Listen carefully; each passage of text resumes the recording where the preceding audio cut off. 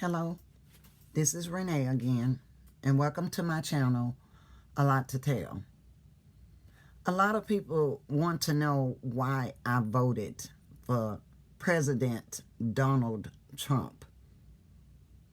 And I lost a lot of so-called friends on my Facebook page because I announced it, that I voted for Trump. And it wasn't just me, it was me and my other family member that did it. We actually stayed up till 2 a.m. in the morning when it was announced all over the world. He really won by a landslide. And a bunch of young people voted for him. Change is something that we need. Let me go over a little history about my voting experience. The first time I tried to vote, I didn't know really truly what I was doing. But I looked at a few candidates that they kept showing on TV. And a lot of them I liked. The thing is, they were Republicans at that time. We're talking about in the early 2000s. And I liked what they said and what they were doing. So trying to vote for the first time Republican didn't work when I went to this store to vote. And this lady meets me before I even get inside the store and asks me, who was I voting for? And when I called out the name, she said, "You're voting Republican. You can't vote Republican here. It has to be Democrat." Well, since I didn't really want to vote Democrat, I chose not to vote at all. They say when you vote, don't vote. You know, that's still your voice. So the next thing that I did, I waited a few years later, and I saw again another Republican that I wanted to vote for. And this time I went to a school. And when I went to this school, we got people coming out saying the same thing. "Who are you voting for?" I said who I was voting for. "Oh, you're not in that district. You have to vote Democrat." So I'm thinking, okay, I don't have a choice in this. I guess because of the area I'm staying in, I'll go on ahead and vote Democrat. Biggest mistake I ever made in my life. And why did I say that? Because I thought at first these candidates or these state and government officials in our district would help relating to concerns that I had. I think I mentioned before that my husband had a brain injury due to an abscess, tooth in his mouth, and it caused 6 lesions on the brain. He was in the hospital for 10 weeks.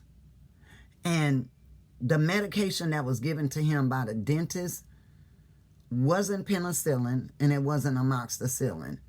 I did a research. Imagine me, young then, doing researches on anything. But I couldn't understand why my husband was not getting better. He seemed to be getting worse. So when I looked up this medication, 25 milligrams, it was for acne, not dental issues, infection. It was for acne. And I remember leaving a message on the dentist recorder saying, if something happened to my husband, you really need to get sued. And when my husband went back the second time to see him, he actually did the job he was supposed to do the first time. Instead of telling him just rinse his mouth out with salt water and the bleeding and everything else would stop when he had a very bad infection. And we found that out when he went to the hospital, and they found 6 lesions on his brain that altered his mental state, which caused more abuse towards me. He was already abusive, but this made it worse. So we finally brought in a lawyer, and he sent his paralegal to our house to get information. The one thing we made a mistake of doing is giving this person the bottle of the medication that was given to my husband. And this paralegal seemed genuine. He was nice. He was courteous. He was not black. I just had to let y'all know that. And we gave him more information about the doctor's name, his address, his location, phone number. But the biggest mistake we did was giving that pill bottle to this paralegal. They said it would take a while to probably put the case in, but they didn't let me know for certain if they were going to accept the case. We didn't know. Ignorance of the law is no excuse, but we actually really didn't know. So later on, I called this lawyer office. I couldn't reach him. I couldn't reach his paralegal. We didn't have transportation at the time, so I couldn't go to the office. So later on, more time passed. Finally, I reached someone that said the paralegal no longer worked for them. They didn't know what I was talking about. Nobody had the pill bottle. Nobody did this. Nobody knew our name. Nothing. So I wrote to these Democrat candidates and state officials telling them, we think that we've been ripped off. They said, get in touch with the State Bar of Texas. I got in touch with the State Bar of Texas. And they finally found this lawyer. And we had this little grievance committee thing going on. And this lawyer had his lawyer. I'm thinking these people that's sitting at the table were on my side.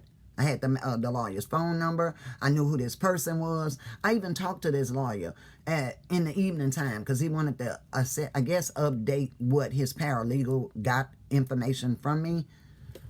And he actually won that grievance because I had no evidence to prove that that bottle of medicine was taken away from me. So I kept getting in touch with the representatives in my district. This is wrong. This happened. This wrong. This happened. And it wasn't just that. Dealing with Democrats was not a good experience for me. One day, this congresswoman had a big old huge event going on at the George R. Brown Center, and it was around Christmas time, and we got invited, I guess because I was on the mailing list making complaints, so it was sent to me, where the kids would get something to eat, the kids would get a gift, they would get entertainment, face painting, all of that. And when we went there, it was so crowded, it wasn't funny, but it was a good event. The thing is, at that time, me and my family was riding buses with a transfer. And I didn't know the event would go on for so long that they didn't even give out the presents yet. They did everything, but I guess they was holding the presents for last. Now, mind you, at that time, I had 4 kids with me. And right when I looked at my transfer, I was like, oh, God, we either get on the bus now and go home, or we'll be walking from downtown all the way home. And I was not going to do that with my 4 kids. So I had to make a decision. What were we going to do? They hadn't given out the presents yet. And my children were waiting on those presents. So I went and talked to a man that was over the program of my own race. And I explained to him what was going on relating to the transfer and that we needed to get on the bus and get home, or we wouldn't have no way to get home. And I got 4 kids. Can you give them a present now?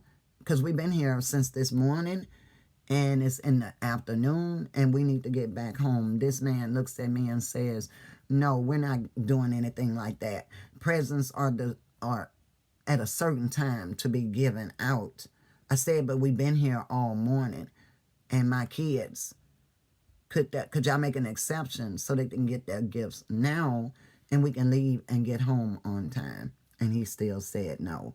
Imagine me leaving that center, the George R. Brown Center, and my kids are crying out loud.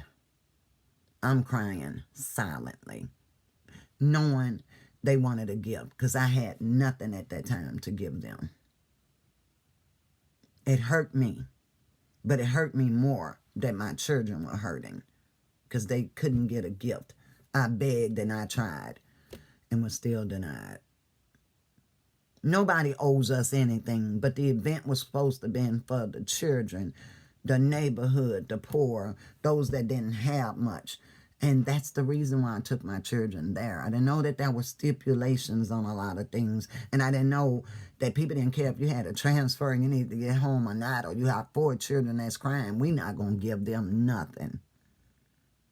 It hurts me now just thinking about what my kids experienced. More issues came along later on.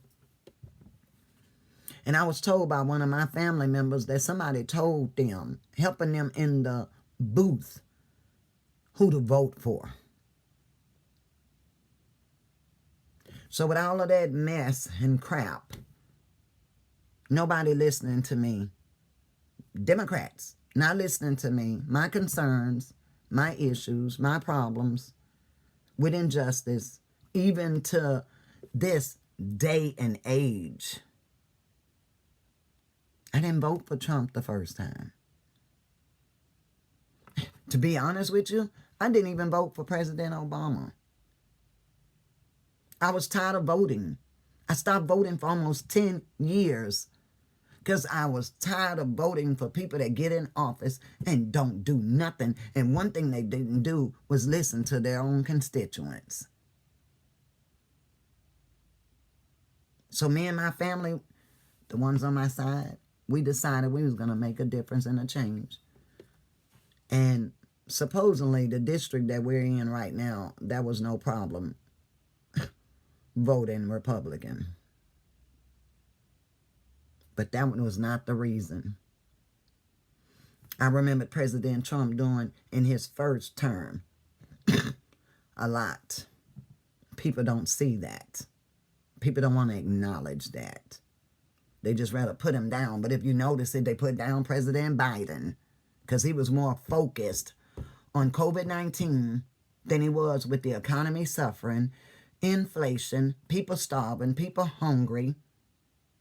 He said the first 100 days, I'm going to focus on COVID-19. He went way past 100 days. Still focused on COVID-19 when there were other things happening in this world that needed to be addressed. Starvation, oppression, depression. The more they focused on COVID-19, the more money came in, even in the hospitals. I've had people tell me their family members died of this, but they attached COVID-19 to their death so that they could get more money in the hospitals. Were they telling the truth? I believe they were. These were young people I've never met before in my life. And just because I started a topic with them, they started admitting the truth to me that I already knew. So the thing is, when it came time to vote, we needed a new change. So we voted for Donald Trump, President Donald Trump. And right now at the moment, I'm not regretting my decision. Because not everybody is perfect. Not everybody does things correct. But I've seen more done since he's been in office than I've seen with Democrats for more than 20 years. And a lot of people hate me for that. But they don't understand what I went through with Democrats in my districts for more than 20 plus years. You never will understand. That's why I made the choice and decision to vote for President Donald Trump. And praying more good things will come out of this. Some 501c3 programs he already closed up. And I feel like a lot of them should be. I mean, we got too many 501c3 programs that are going around. They collect your information, your personal information. I call it identity theft because I used to work for a nonprofit organization. If they didn't have a quota of 200 people in this facility, they were not going to get funding. They used me to recruit people to bring them in to keep that number at 200. Rent relief is one of the programs when we got affected by Hurricane Harvey. And this gentleman called me and said, because I applied for it, who all live in your house? What's their name, ages, birthday, social security number, ID, where you live, how many are children, how many are adults. Oh, when we get the funding, you'll be the first one we contact. And when they got the funding, thank God, it covered us for a few months. But they said we qualified for ongoing. It's supposed to be ongoing. And when they got the funds again, they called me again. Asked for the same information. Is everything still the same? Do you still have this? Is it still this many people in the house? Yes, nothing has changed. Okay, we'll get back in touch with you. First they said I was approved. Then they started using excuses, saying that my checking account was either invalid or under suspicious activity. This is a major bank. Where is this coming from? So I emailed Rent Relief. I emailed their appeal department faxed over letters, did everything, showed them proof of my account, gave them the account number, even in an email. And we ain't supposed to do anything like that. When they got this funding, they used our information and probably a whole lot of others, because I've talked to friends of mine that did the same thing, bragging, girl, we're finna get this. Rent relief is gonna help us out because we went through a whole lot of stuff through Hurricane Harvey. Don't forget, they play on the world's emotions always during a natural disaster. The thing is, if you're gonna play on people's emotions during these disasters, the people you said that you were collecting these funds for are the ones that you should be helping. It shouldn't be no excuse about, oh, too many people have came in, because when you ask for this money, you ask for a certain quota for a certain amount of people. Don't use our personal information to get the funding from the government, and then all of a sudden, we no longer qualify. That's called identity theft, because you're using our personal information to get money, but you're not helping us. So I commend President Donald Trump for closing out a few 501c3 programs. I think a whole lot of them need to be investigated.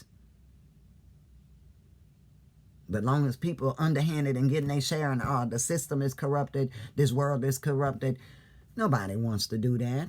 Not if they're getting a fair share of everything. Just don't use my information and my family information to get it. Maybe I shouldn't have applied. But see, at that time, Hurricane Harvey, ooh, Lordy, what's that, 2017?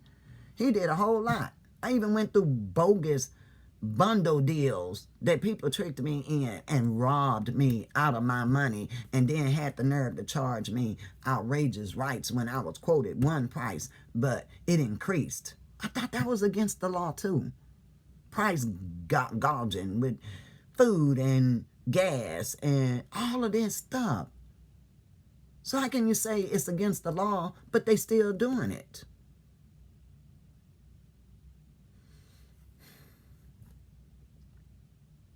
Greater change. We need change. The young people, like I explained before, keep y'all eyes and y'all ears open, because whatever is affecting people my age and older, it's going to affect everybody if we keep allowing them to do this. I already said I'm not trying to start a war. I'm not being rebellious. I'm speaking my mind in peace about things that have happened to me. And I'm letting you know there's something we could do about it. We all live in different districts. We need to start questioning the people that seem to get elected without even going out there to meet the people, talk to the people, get a rally together, and do this and do that. President Donald Trump did it. Don't just go to certain states and areas. I mean, a whole lot. I saw what happened with Hurricane Katrina. Believe it or not, in them times, we didn't have a TV. I apologize. So a lot of stuff about Katrina I didn't know. But I started doing research on a lot of things. Imagine what they did to them people in that dome. And they was this color. It's not to put anybody else down. I saw different races there, but the majority were them. They couldn't go across the bridges to get away from all the filth and the nastiness and the smells and all of that. Needing food, needing water, basic stuff, baby food, diapers.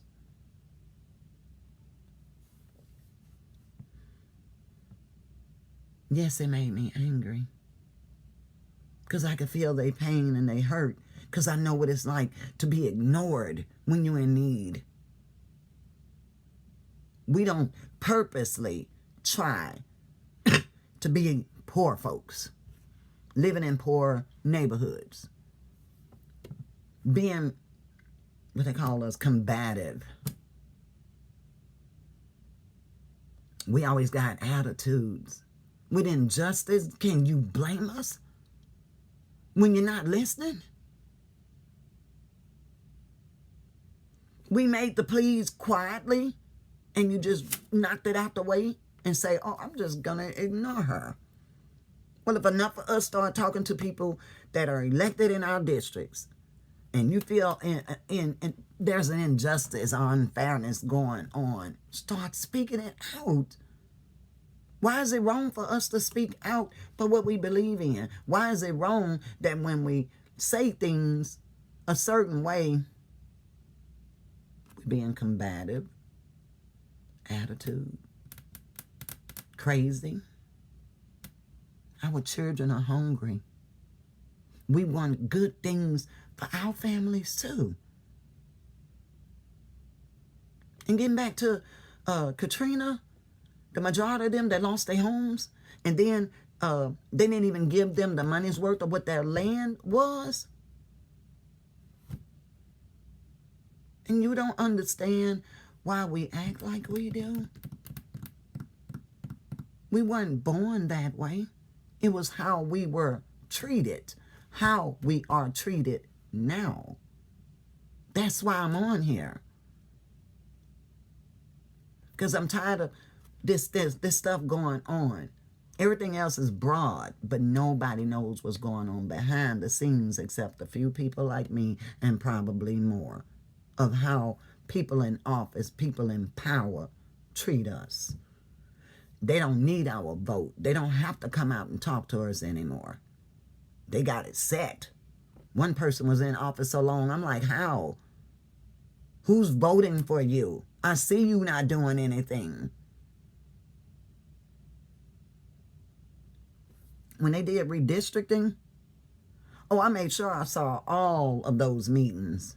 And a lot of them Democrats, for those that were not listening to us, went all the way to the Austin to say why they needed to keep their districts. And I was praying to God, please let them go. They don't need our districts anymore. What are you doing? Nothing. But y'all all went out there. Flew on planes, stopped doing your business, all of that, and flew way over there to say why y'all should keep y'all districts. And I wish I could have been there, because I would have said, no, I don't think so. Go ahead and redistrict. Put someone else in the candidate in the area that need the most help.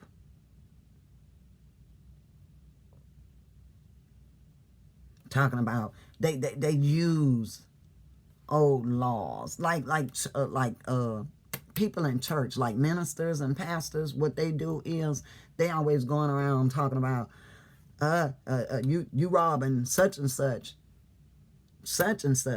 You're taking tithes and you're taking stuff away from God, when all along God revealed that a lot of y'all was using us to put money in y'all pocket, buy y'all planes, buy y'all houses, take care of y'all families. Taking stuff out of content to use it for your own purpose, including God's word. So these people that went to Austin talking about redistricting started bringing up Barbara Jordan, Martin Luther King, the Civil Rights Act, the Voting Rights Act. You stayed on voting so doggone long, y'all forgot that there's a whole world out here suffering. And it ain't just voting, because why are we voting y'all in office when you ain't doing nothing to help? You ain't doing nothing to listen.